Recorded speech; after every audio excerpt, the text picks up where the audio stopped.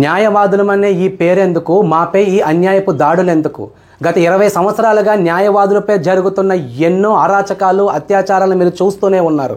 ఇప్పటికీ నోరు విప్పకుండా ప్రభుత్వాన్ని కానీ అటు న్యాయ వ్యవస్థను కానీ ప్రశ్నించకుండా మిగిలిపోయిన ప్రతి న్యాయవాదికి ఈ రోజున ఒక ప్రశ్నగానే మిగిలిపోతున్న ఈ వీడియో.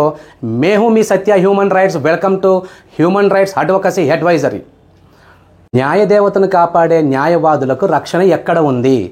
మహిళా న్యాయమూర్తులకు, మహిళా న్యాయవాదులకు ఏ చట్టం ప్రకారం రక్షణ కల్పిస్తున్నారు? రాబోయే న్యాయ విద్యార్థులకి, ఇప్పుడున్నటువంటి యంగ్ అడ్వకేట్స్కి మన న్యాయవాదుల రక్షణ చట్టం ఎంతకైనా అవసరం ఉందా లేదా అనేటటువంటి ప్రశ్నలన్నిటికీ ఈరోజు మనం చర్చించుకోవడం జరుగుతుంది. ఒక విషయం మనందరికీ గుర్తుపెట్టుకోవాలి. సామాన్యులకు అన్యాయం జరిగితే చట్ట ప్రకారం మన న్యాయవాదులం, కానీ న్యాయవాదులకు అన్యాయం జరిగితే చట్ట ప్రకారం మనం సామాన్యులం. ఏమిటిది? ఏం చేయడానికి? సరే, ఇంకొక మాట చూద్దాం. భరతమాతకు, భారతదేశానికి రక్షణ కల్పించేటటువంటి భారత సైన్యానికి ఆయుధాలు ఇచ్చారు. లాండ్ ఆర్డర్ను కాపాడే మన పోలీస్ రక్షక భటుల వ్యవస్థకి లాఠీలు ఇచ్చారు. మరి నిరంతరం సమాజంలో జరుగుతున్న ఎన్నో అన్యాయాలని గళమెత్తి ప్రశ్నించే న్యాయవాదులకు ఏమిచ్చారు? ఒక తెల్ల కాగితము, ఒక నల్ల పెన్ను తప్ప. ఒప్పుకుంటాను, తెల్ల కాగితానికి, నల్ల పెన్నుకి, దాని మీద రాసే రాతల్ని బట్టి ప్రభుత్వాలే మారతాయి, రాజ్యాంగాలే మారతాయి. కానీ అది ఎప్పుడు శత్రువుల ఆయుధాలను దాటుకొని, లాఠీ చార్జ్ దెబ్బలను తట్టుకొని, రక్తం చిందిస్తూ కోర్టు మెట్లు ఎక్కి న్యాయమూర్తి ముందు అయ్యా మాకు న్యాయం కావాలి, మాకు అన్యాయం జరిగింది అని మన 2 చేతులు జోడించి అడిగినప్పుడు. కానీ అప్పటి వరకు న్యాయవాదులు ఊపిరి తీసుకుని ఉండగలుగుతున్నారా? వాళ్ళు ప్రాణాలతో బతికే ఉంటున్నారా? ఏంటి వ్యవస్థ? ఎటువైపు వెళ్ళిపోతోంది ఈ సమాజం? ఓ వాది, ప్రతివాది. ఒక్క విషయం గుర్తుపెట్టుకోండి, అసలు మీకు చాలా విషయాలు తెలియట్లేదు.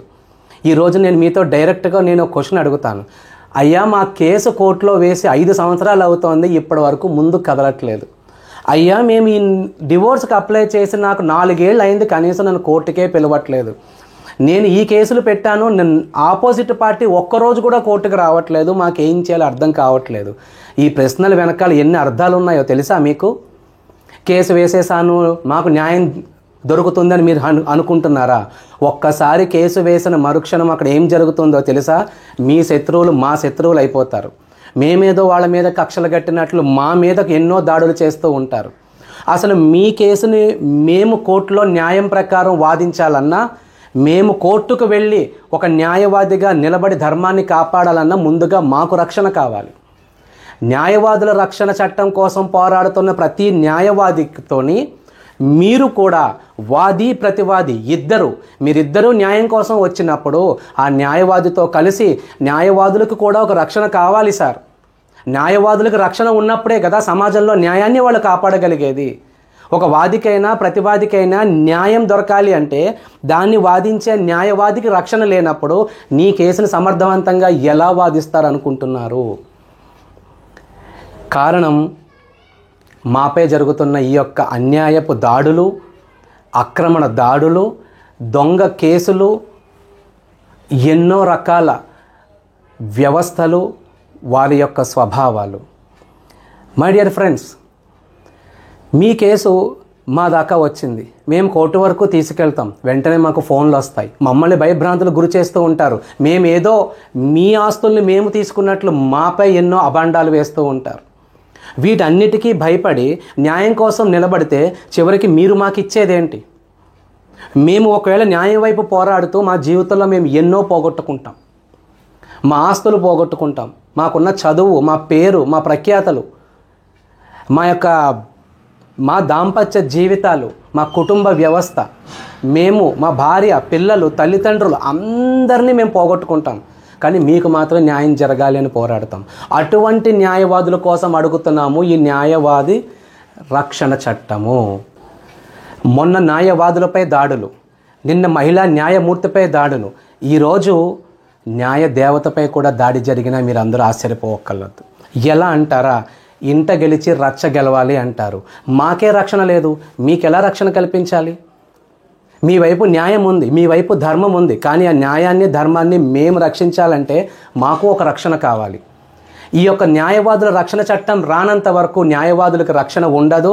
మీ వైపు మేమందరం నిలబడి ఎంతో ధైర్యంగా పోరాడి మీకు న్యాయాన్ని అందించాలి. అంటే ప్రతి వాది న్యాయం కోసం పోరాడే ప్రతి ఒక్కరూ ఈ యొక్క న్యాయవాదుల రక్షణ చట్టం రావాలి అని చెప్పి ఈ యొక్క కింది డిస్క్రిప్షన్లో మీ యొక్క అభిప్రాయాన్ని తెలియచేయాలని చెప్పి ఒక న్యాయవాదిగా మిమ్మల్ని అందరినీ ప్రాధేయపడుతున్నాను.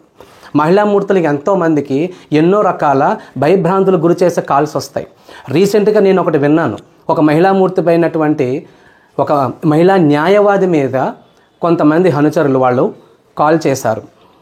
ఆ యొక్క ల్యాండ్ కేసు విషయం అయితేనేమి, మీరు చేపట్టినటువంటి ఈ కేసులానే మిగిలిపోవాలి తప్ప ఇది కోర్టు వరకు వెళ్ళకూడదు అని. వెంటనే తను వచ్చారు, సీనియర్ న్యాయవాదులకు చెప్తే వాళ్ళు అంటారు, అమ్మ మీకెందుకు ఇవన్నీ, ఈ కేసు వేరే వాళ్ళు ఎవరికైనా ఇచ్చేయండి, మీరు ఇవన్నీ చేసినా మిమ్మల్ని చివరి వరకు చేయనివ్వలేకపోవచ్చు, మధ్యలో మీరే ఎన్నో పోగొట్టుకుంటారు. చాలా విన్నాం ఇటువంటివి. ఇంకొక మాట ఏంటి తెలుసా, పిల్లలకి 10th క్లాస్ ఎగ్జామ్స్ అన్నారు కదా, కనీసం ముందు వాళ్ళ కోసం ఆలోచించండి. వాదికి ప్రతివాదికి మనం కాకపోతే వేరే వాళ్ళు ఉంటారు, కానీ మరి మన పిల్లలకి ఎవరున్నారు? ఇటువంటి మాటలు కూడా వింటున్నాం మేము. అందుకే మై డియర్ యంగ్ అడ్వకేట్స్, న్యాయవాదుల రక్షణ చట్టం వచ్చే వరకు ప్రతి న్యాయవాదుల రక్షణ చట్టం యొక్క ముఖ్య ఆవశ్యకత ఎంత అనేది దృఢంగా మీరు గుర్తుపెట్టుకోవాలి. మీ అందరికీ ఎప్పుడు అవకాశం వచ్చినా సరే న్యాయవాదుల రక్షణ చట్టం రావాలి అని చెప్పి గళమెత్తి మాట్లాడాలి, ప్రశ్నించాలి. ప్రతి ప్రశ్నకి ఒక సమాధానం ఉంటుంది, ప్రతి సమాధానం వెనుక ఒక అర్థం ఉంటుంది. సో ఆ యొక్క ప్రశ్నని, ఈ యొక్క సమాధానాన్ని మీరందరూ ఆలోచించాలని చెప్పి ఈ యొక్క వీడియో ద్వారా నేను మీ అందరికీ తెలియచేసుకుంటూ, ఎవరికి ఇంకా ఇటువంటి న్యాయానికి సంబంధించినటువంటి సలహాలు అయితేనేమి, లేదా న్యాయవాదుల మీద జరుగుతున్న దాడులు అయితేనేమి, వాళ్ళకు కావాల్సిన రక్షణ చట్టానికి సంబంధించినటువంటి ఇన్ఫర్మేషన్ ఏదైనా సరే మా హ్యూమన్ రైట్స్ అడ్వకసీ అడ్వైజర్ మీతో ఎప్పుడూ తోడుంటుంది, మీకు తగిన సమాచారాన్ని అందిస్తుందని చెప్తూ సెలవు తీసుకుంటున్నాను. మేము మీ Satya human rights, signing off.